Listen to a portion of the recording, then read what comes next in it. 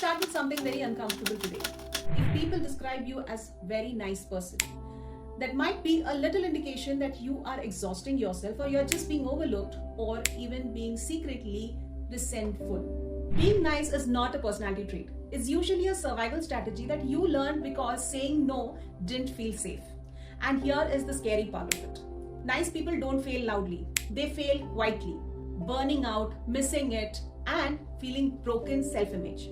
So today, we are not talking about confidence, but we are talking about how to set boundaries, because boundaries is where your self-image meets your reality. Hi everyone, I'm Swapna Menon, your image coach, and in this channel, we work on your self-image for your personal and your professional growth. If you have ever worked on yourself, you must have realized that week 1 goes in awareness, where you are understanding what is wrong.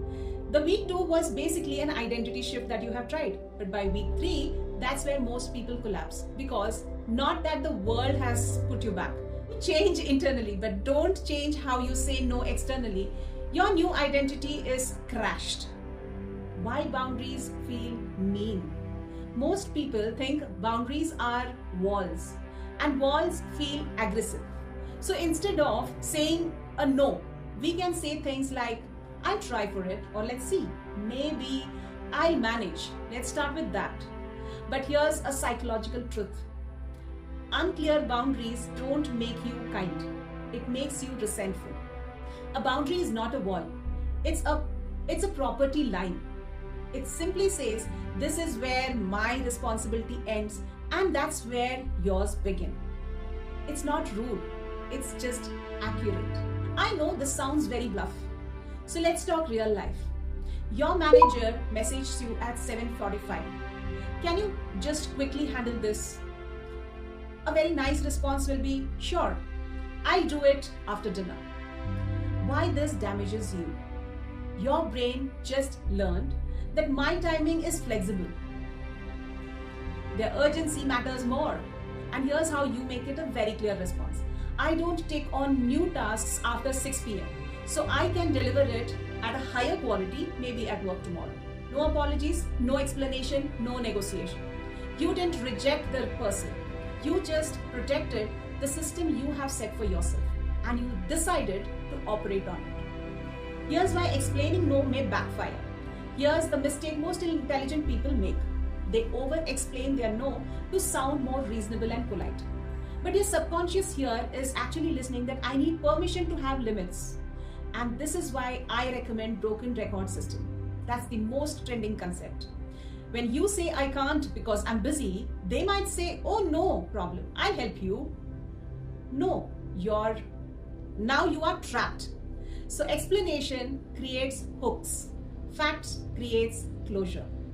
That's where you repeat saying no, I really can't because I am absolutely busy. So let me tell you, setting boundaries will need practice. So just take a screenshot of this and practice. Pause this video at this point of time. We will work on professional boundaries. Say if you want to delay or refuse. Say I can't prioritize this today without delaying the existing project. So I think this timeline doesn't work for me. Let the tone and the pause be very mindful. Say you want to refuse after hours work.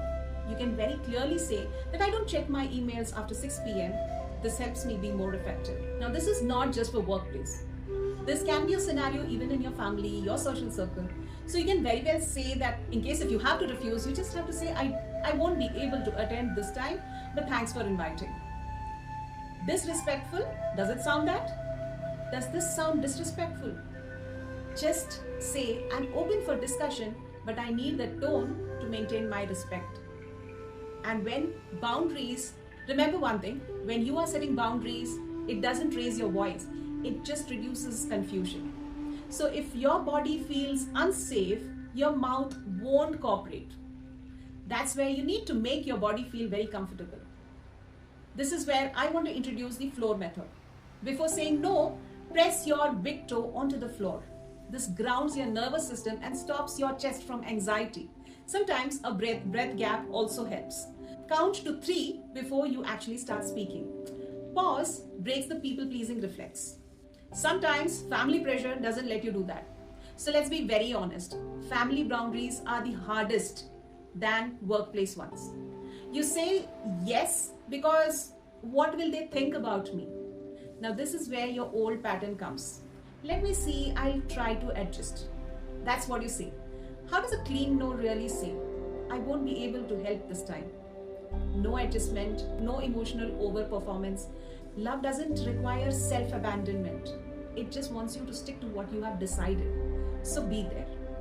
Here's where I come up with the next 3-week challenge for you. For the next 24 hours, buffer. You are not allowed to say yes immediately. The new sentence is, let me check my schedule and get back to you on this. Even if you are ready to say yes, pause and say, let me come back to you.